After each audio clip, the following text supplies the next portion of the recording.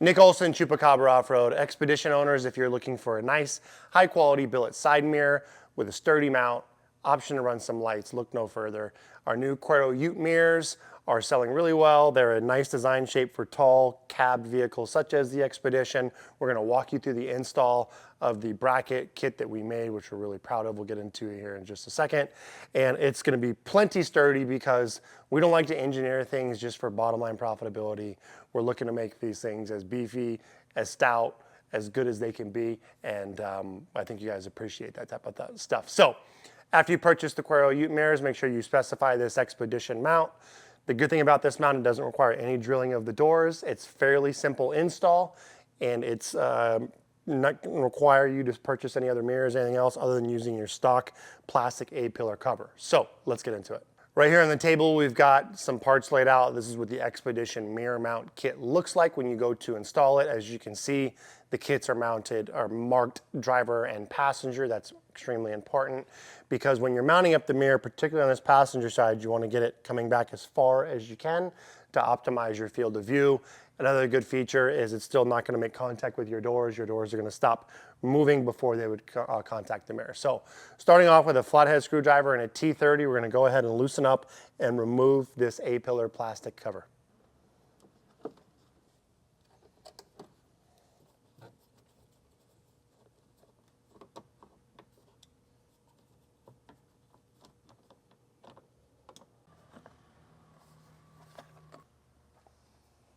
So here we have our passenger bracket set up. We've got the inner gusset plate, we have the mounting bracket, and then we've got the outer support plate. So we're going to start off by taking these two.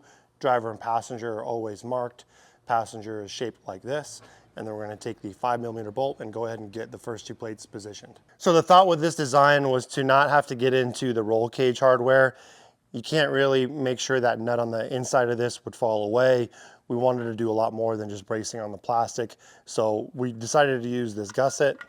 And what you do is you're going to go ahead and gently place this into position and then go ahead and thread your screw in. This will allow you to get it positioned correctly. And what you need to do here is go ahead and be able to get your pinky finger to hold it in position. Then we're going to go ahead and back it out.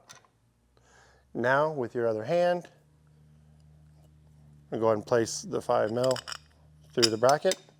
And all we need to do is get it started.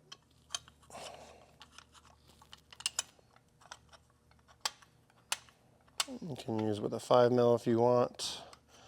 Don't get it too tight, otherwise you lose your pinky. And here, we're going to go ahead and get this a little bit more snug into position. All right, so you're not going to be able to lose that inner bracket for forever, but once you do get it set up how you like, we're going to go ahead and snug it down with the 5mm. And the way we design these brackets, they will pretty much center. The goal is to get the line here parallel with your door. So as long as those teeth on the inner gusset plate are locked in, we're going to go ahead and make sure we, like I said, get it parallel with the door and go get it nice and snugged up. You're going to notice the plate starts to flex a little bit when it's completely snug. Designed this a couple times and really made it thicker and beefier so it's plenty strong and robust. All right, next up you're going to use some grease or a grease pen. We're going to try to mark a hole in the plastic so we know where to drill. We've been using this grease, and then this front bracket is going to be most easy to find. Because what we're going to do is basically position the plastic cover where it needs to go, find that first hole and then drill it out, and then we'll be able to get the others from there. This next step might be the most trickiest, but what we want to do is get the cover into position without hitting any of the grease that we just marked. It's a little tricky because there's a couple little grooves you've got to hit. So go slow and be careful to get in position, then we're going to go ahead and press against it and find our hole.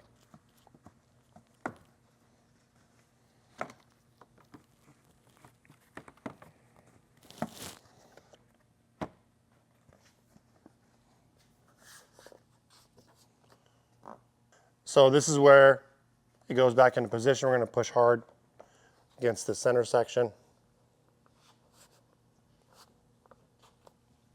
As you can see, there's a little gap which will get filled in with our additional plate we'll be installing in just a second. All right, here we go. We've got our marking. We know where to drill our first hole.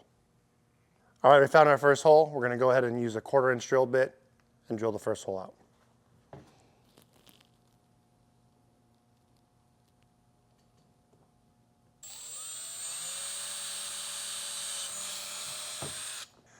All right, next what I did is I took one of the 3 outer billet bracket mounting hardware screws, put it in position. We're going to use this outer plate, which also serves a little bit in the sense of a template, again to help mark our other holes. Same as before, we're trying to line this up as parallel as possible and go ahead and make our final 2 holes to be drilled, again using the same 1/4-20.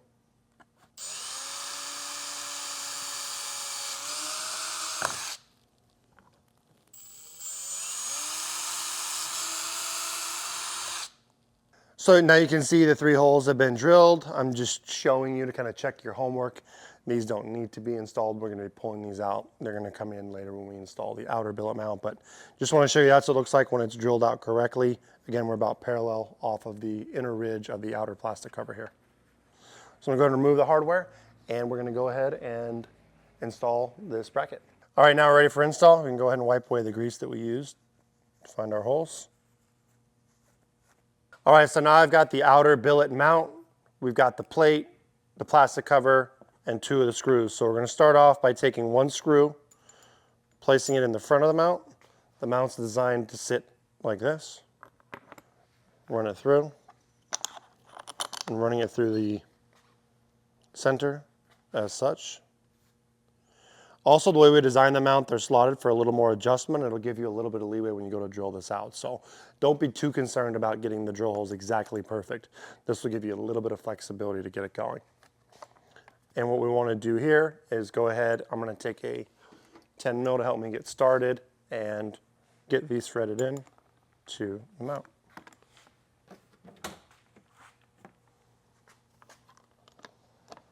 All right, so you have to carefully wedge this in. I've got the plate on the inside, 2 screws. I added another screw, getting this locked in where it needs to be, which still gives you the ability to take a look at where you are and get these started.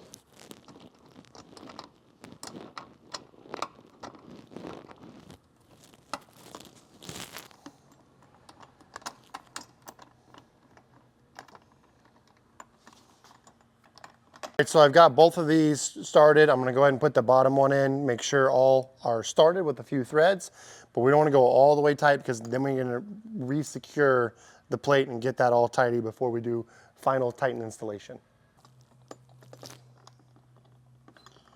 So here I'm using a 10 mil with an extension, just with my hands to make sure I'm finding it, I'm not cross-threading anything, and I'm sure that all 3 of these have found their home. Again, you've got the outer, you've got the plastic, you've got the inner plate going into the threaded L portioned mount. As you can see here, I'm in. You're also able to just kind of pull back and grab a peek. So now that I know that we're in safely, we're going to go ahead and secure up the plastic bracket, reinstall the first screws we removed. Push pin installed, definitely helpful if you have a buddy with another set of hands to kind of give you a little push. And here we're going to go ahead and reline up these screws. All right, I started with the bottom one. These are coarse thread, so remember not to over tighten these because you can strip out the plastic cover. These plastic covers are pretty expensive to replace.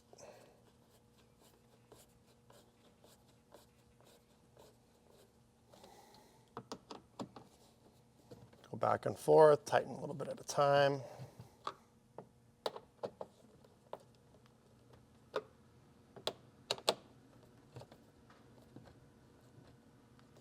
You've done it right if the seam here and here are tight.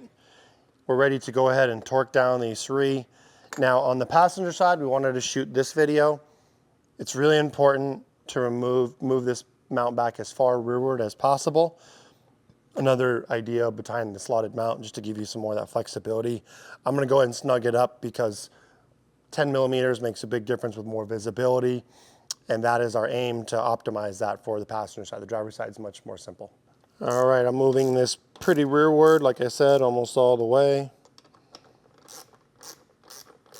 going around the horn in a somewhat even pattern.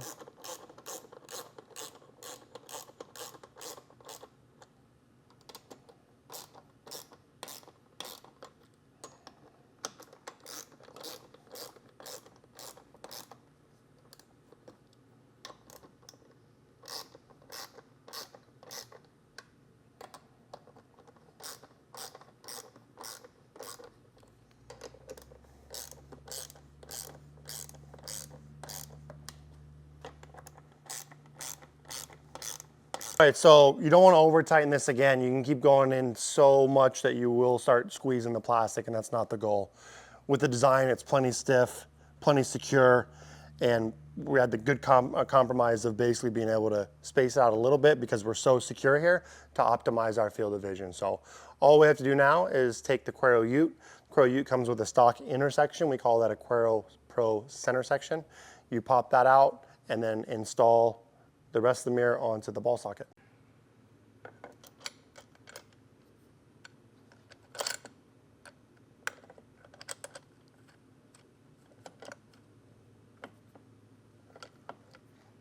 So the ball socket works well to allow infinite adjustment to get these mirrors set up exactly how you want.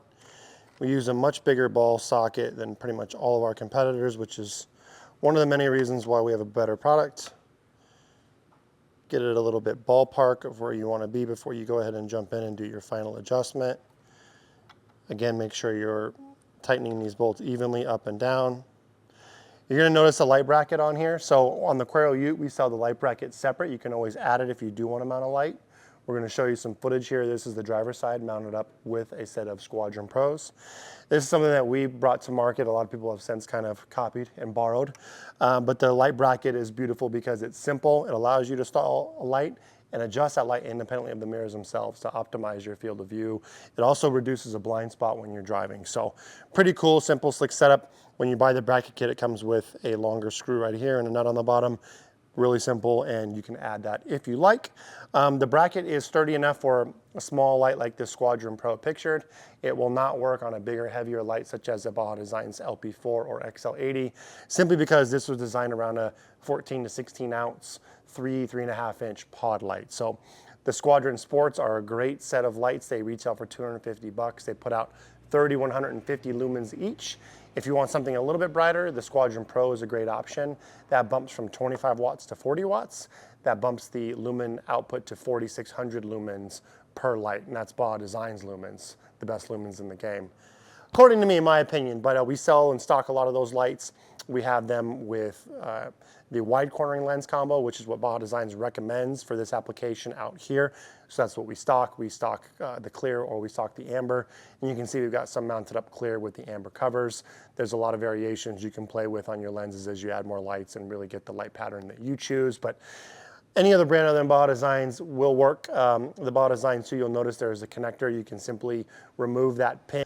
So with a screwdriver, you can remove the connector on the Baja Designs and go ahead and drill a small hole and run your wiring through. That would be a nice clean install. You can go ahead and still use that connector should you choose, or go ahead and just splice in your own wiring harness. So another nice feature of the Squadron Pro lights at the price on the website here, they come with the wiring harness for both lights included, and even a little switch. So pretty simple and easy install to go ahead and add some lights to your Cuero Ute mirrors. So this is what it looks like all mounted up with some Squadron Sport mirrors. Keep in mind when you're mounting Baja Designs, you have to add a little bit of grease. Their hardware will lock up on you. It's an unpleasant experience, trust me. And then, like I said, if you wanted to go ahead and drill for a clean wiring solution, take that into account, remove the connector like we mentioned, drill another hole as you put all this together. It's gonna make life a little bit easier and a little bit cleaner if that's the install route you choose to go with your wiring. Let us know if you have any questions in the comments. We're really excited on this product. We're excited to have a great option for you Xpedition owners. Thanks for watching. We've got a lot more coming your way.